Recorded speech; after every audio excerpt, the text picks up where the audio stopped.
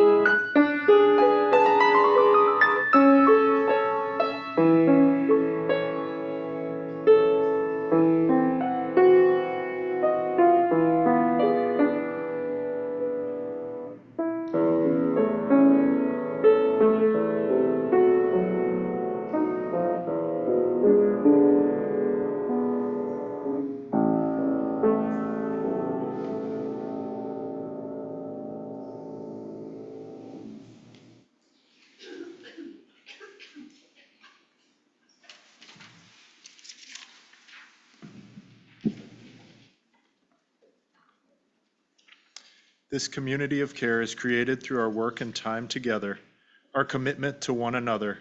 This is our covenant to walk together in loving fellowship, to share our hopes and values. As we pass these baskets, we thank you for the generous gifts which support the work of this religious community and Unitarian Universalism in the world at large. As a reflection of our values, we are pleased to participate in the Change for Change program. The coins you place in the basket today will support the work of nonprofits in and around the Grand Valley. With gratitude, we will now receive today's offerings.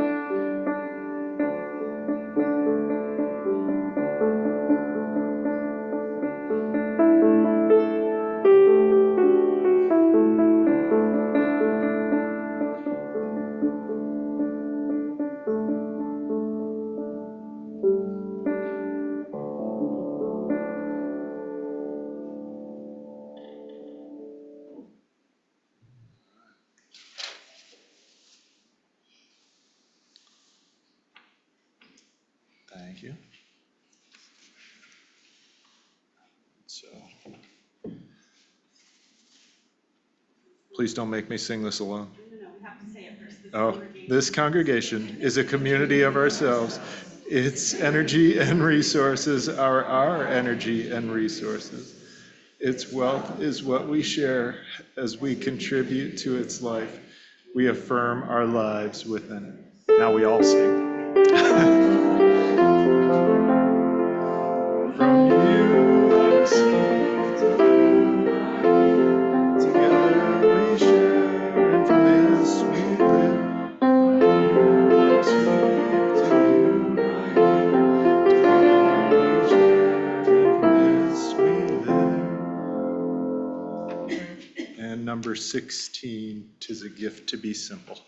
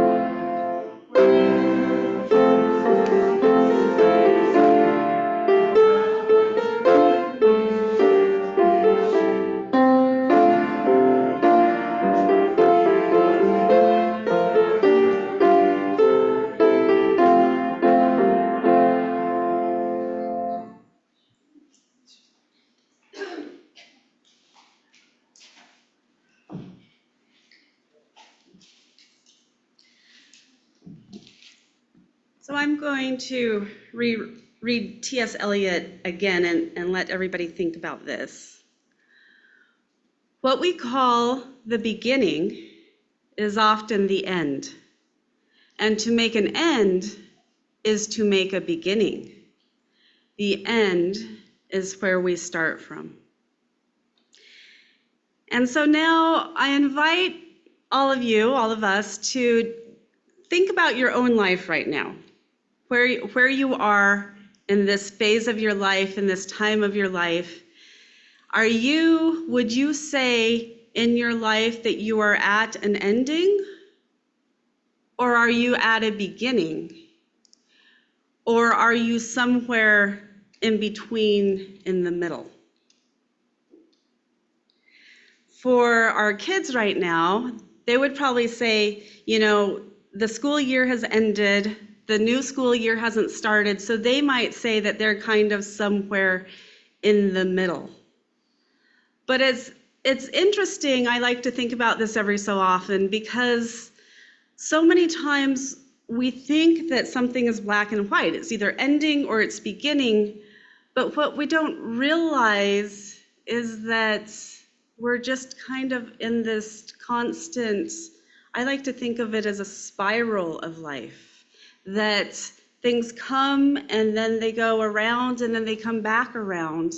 But every time it comes back around, it maybe comes back around in just a little bit of a different way. And so for me, right, like Danny is, I can't believe I'm about to cry because this is not something to cry about. But like Danny is about to go to school in a month. So for her, that's a beginning. For me, it's an ending. But it's also a beginning, because it's the beginning of a new way for me to understand life. And so it's just, I've talked about this concept before. For those of you who have been in the congregation for a while, you've heard the T.S. Eliot, you've heard me talk about beginnings and endings. And one of the reasons that I sometimes tend to repeat myself, I have a few different reasons for repeating myself over the years and with my sermons, is because, first of all, not everybody was here to hear it the first time. Second of all, even if people were here and heard what I said the first time, the way that you understand what I'm saying and what I say is going to be different every time we talk about it, because our lives have changed, because I've changed, because nothing stays static. And then third of all is I assume, well, we have new people, and then I assume that not everybody was really totally listening the first time anyways. So it's always good to repeat. They say teachers should repeat themselves at least 7 times.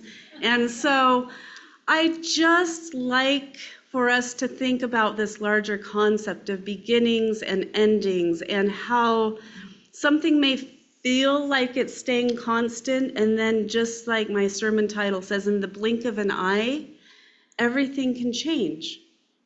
And sometimes it changes quickly, like if there is a fire or there's a flood or there's a hurricane, and on one Sunday, this happens every year, on one Sunday, people in Florida or the Gulf Coast or anybody on the shore, they have everything they need, and by that next week, everything in their lives has been washed away. That happens with fires. That happened in LA. You have everything, life is good, and then it's just gone. And for any one of us that has gotten a diagnosis that we didn't want, or was in a car accident or some type of unexpected accident, things just change. And so life is a constant state of change. So it can happen instantaneously, and all of a sudden your world is just different.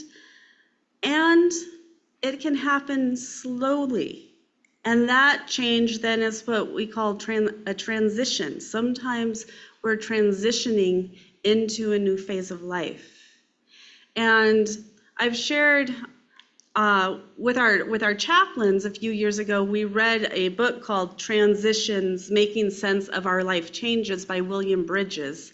And this book was originally published over 50 years ago, so some might say it's a little bit outdated, but sometimes concepts are concepts because some principles are eternal. And so there's wisdom in some of his words. And his main premise is that as a culture, we haven't been taught how to move through the transitions in our lives, and that we don't understand the difference between a transition and a change. So I'm going to take a little bit of a break right here for all of us to think about, in your own mind, what is the difference between a transition and a change? He says our society confuses them constantly, leading us to imagine that transition is just another word for change. But it isn't. Change is a move to a new city or your shift to a new job. It's the birth of your new baby or the death of your father. It is the switch from an old health plan at work to a new one, or the replacement of your manager by a new one, or it's the acquisition that your company just made.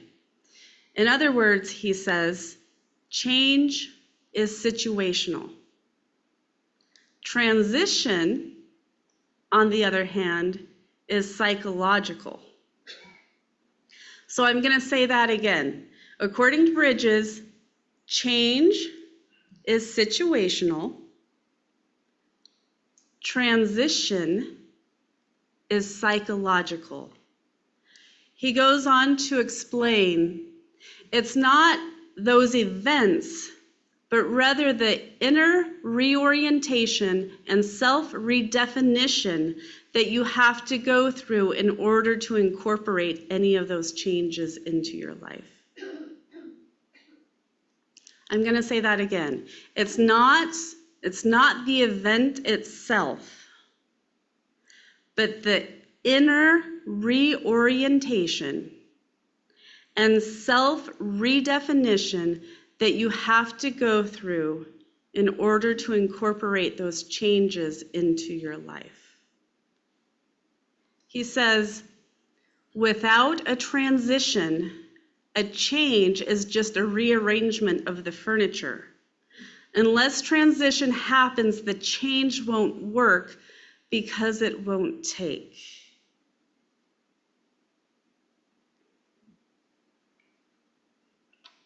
Unless transition happens, the change won't work because it doesn't take. And so I invite you to think about a situation in your lives where something changed. And then did the psychology of who you are in relation to that, did you move through that? And if you did, how did that go?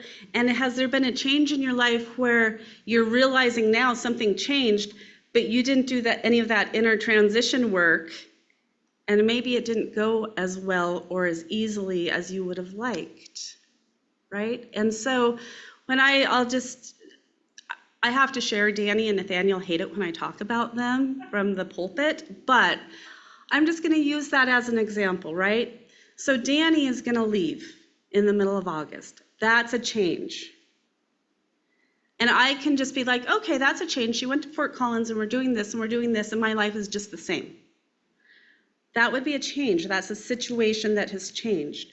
Or I can think of it as a transition where, okay, the external has changed. Danny is moving away. Now who am I as a mother? How do I understand my role? When my children, I don't have to worry about what time they're coming home at night. How does that change for me? How is that my transition?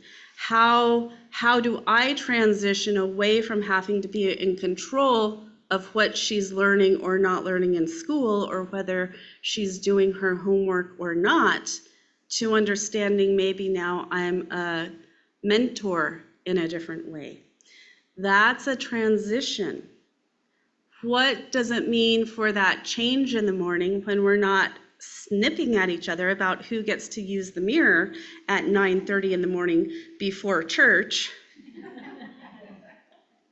when there's nobody there to fight with about who gets to use the mirror? That can kind of be an internal psychological transition. And it doesn't have to be major, it doesn't have to be good or bad. right? A child growing up and moving away is not inherently good or bad.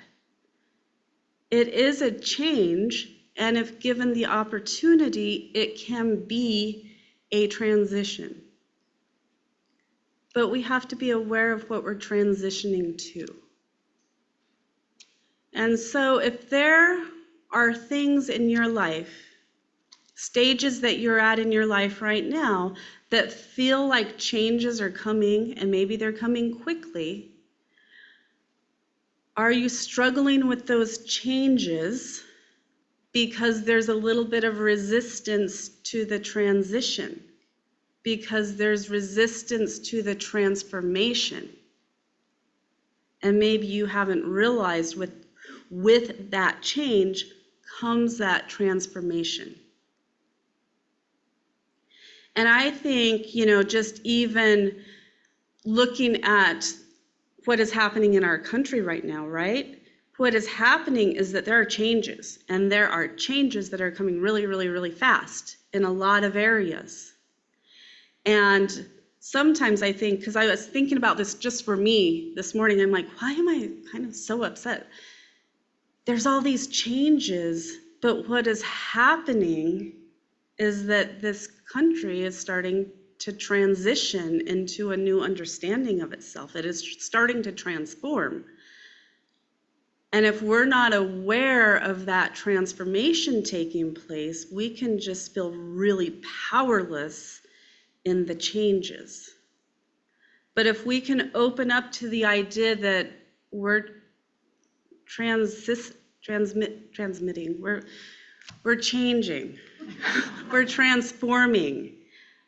But like Maya talked about with the kids, we have the power to choose how we respond to that change. We have the power to choose how we're going to transform. As individuals in our own life, whether it was figuring out how to deal with a car accident or a new diagnosis of a health issue or a financial thing, or whether it's happening on a larger collective level of how we understand ourselves as Americans and human beings. We have the power to choose how we're going to transition into that transformation. And it's as simple as just what Phoebe was talking about, right? You have your training wheels and you feel safe. And then you know that something is changing, you're getting older. You may be ready to take those training wheels off, but it's scary because you don't have that security anymore. You're not quite sure what it feels like to not have training wheels. And then in an ideal world, you have a mother or a father who then, even though you've taken the training wheels off, they're still holding the back of the bike for you. So there's still that sense of safety as you're transitioning into becoming a full bike rider. And then you're riding, and before long you look back and you realize you left your parent a long time ago as you're zipping down that hill. And then you forget how to use your brakes, but, right? But all of a sudden, Phoebe is flying on her own bike. And there was that change, but there was that transition, and then there was that transformation. And she doesn't need to go back to training wheels. And any of us who do know how to ride a bike, and we're taught how to ride a bike, probably none of us need to ever go back to those training wheels. That is transition. That is transformation. And that can happen in so many areas of our lives. And the analogy that I love, that Maya referred to it a little bit, but you never see a bird, not a baby bird, just any type of bird who is scared to be on a limb. Because if that limb breaks, what do? They're not going to fall with the limb, they just fly. Because a bird trusts itself to know that if the limb it's standing on breaks, it has the ability to fly, and it has the ability to fly and find a stronger limb. And if that is a spiritual truth for birds and for most of nature, like the analogy of the plant that they gave, the plants send their roots down with that trust that the nutrients are going to be in the soil, that the water is going to be there, and they sprout up. So if that is a spiritual truth for the animals, for the plant kingdom, for the mineral kingdom, why would it not be a spiritual truth for us? Why do we think that we're the only ones that aren't going to be okay when this change comes, when this transition comes, when this transformation comes?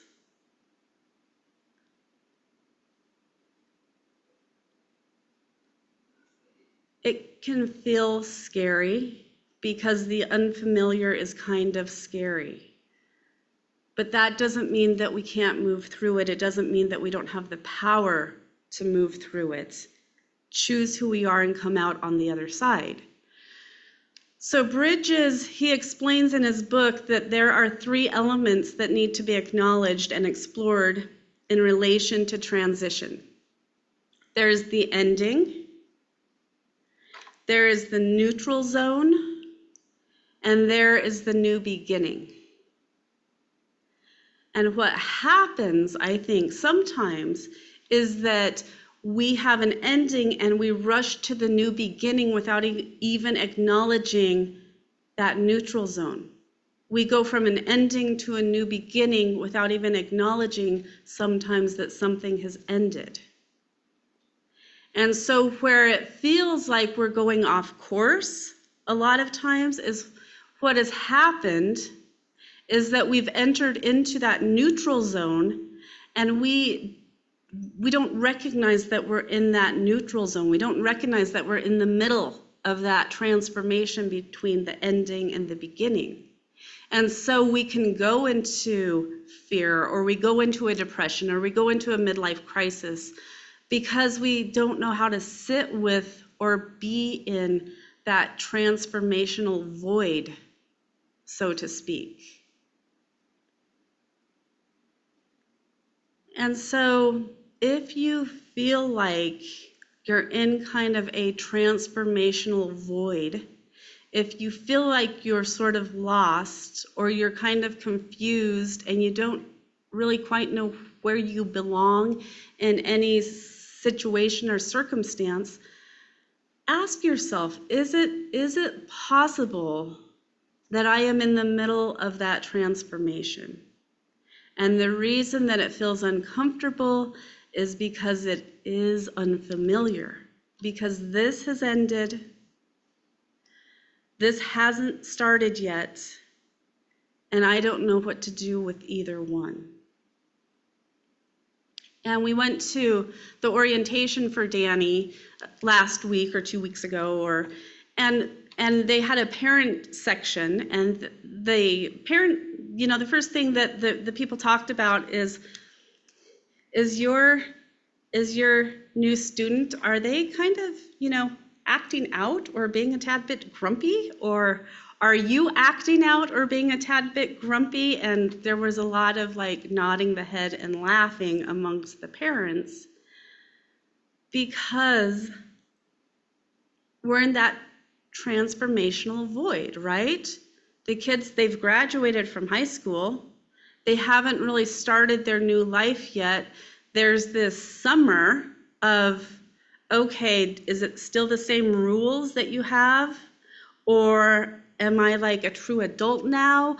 And do I treat my kids like they're still kids, or do we treat them like adults? And what is that transformation? And then you move through it, and there's that new beginning for her, the ending for me, and then it becomes a beginning for me. And it's an ending for her.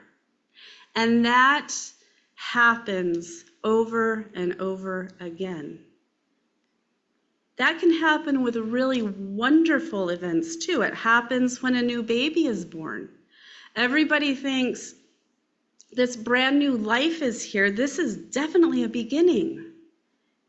It is, but there might also be a little bit of grief and transformation with the new parents who no longer have that freedom to just get up and go to Taco Bell at midnight if they're hungry, or plan a surprising weekend away with their partner. It's not good, it's not bad, it's just different. It's a different way of understanding, right? And so if you're a new parent and you just do the change, right? Like let's say that you're a couple, you're a happy couple, you've just had this child. The change is that now there were 2, now there's 3. That's just the change. And all of a sudden, the 2 partners are snipping at each other and they're tired and they're grumpy and they haven't slept because they're not used to the change. But if they take the time ahead of time to think to themselves, not only is this a change, this is a transition. We are transitioning from a couple, we are transitioning into parenthood. We are transforming into parents. When you're waking up at 3 a.m., exhausted because the baby won't stop crying, you think this is part of the transition into parenthood. There's change, but I'm transforming into something else. I am transforming into a mother. I am transforming into a father. I am transforming into a grandparent. There's a little bit more agency in that than just, oh my God, I used to sleep and now I can't sleep and now I'm tired. That's the change. But if we leave room for the transformation, it can be more gentle. We can take our time with it. And so that happens in so many different ways, throughout so many different phases of life. It happens when somebody retires after 30 or 40 years of a career. My uncle retired from being a principal for 40 years, and my aunt was like, you can retire, but you have to get a job, because you, for this 2 weeks, are driving me crazy. Like, neither one of them was ready for the change of him being gone all day, every day. She's in her routine. All of a sudden, he retires and he's home every day and coming up with all of these lists and ways that they can do things around the house better. And there was no transition, there was no transformation. So she sent him back out into the world, and he transformed into his retirement by driving buses, which he loved. He drove the buses up to the casinos in Central City. That allowed for that transformation to take place, for that new understanding of who he was becoming outside of what he had always thought himself to be. So it happens to all of us. It happens throughout all stages of our lives. It happens as individuals. It happens as family units. It happens as community. It happens as a nation, and it can happen as a humanity. And where we freak out, I think, is when we're just looking at the changes. We feel totally powerless with those changes. We don't acknowledge the transition or the transformation. And we lose our own sense of power and control. And so today, that's just my invitation. What in your life has changed? or is changing. After you acknowledge and recognize that change, where are you in relation to that change? Are you at the beginning, the neutral zone, or the end? And are you allowing within yourself that psychological transformation, that psychological re-self-definition of who you're becoming in regards to that change? And my thought is I'm pretty confident that if we allow ourselves to move through that process, whatever is going on for you, I think it will probably feel less dramatic. It will probably be less scary. There might even be less of a sense of grief if you are allowing that transformation to come in along with the change, if you are acknowledging that you have the tools that you need to move with it, and that we are always in power and in control of how we choose to experience that transformation in our lives. So I'm going to end tonight again with Viktor Frankl, with his wisdom. When we are no longer able to change a situation, we are challenged to change ourselves. Between stimulus and response, there is a space.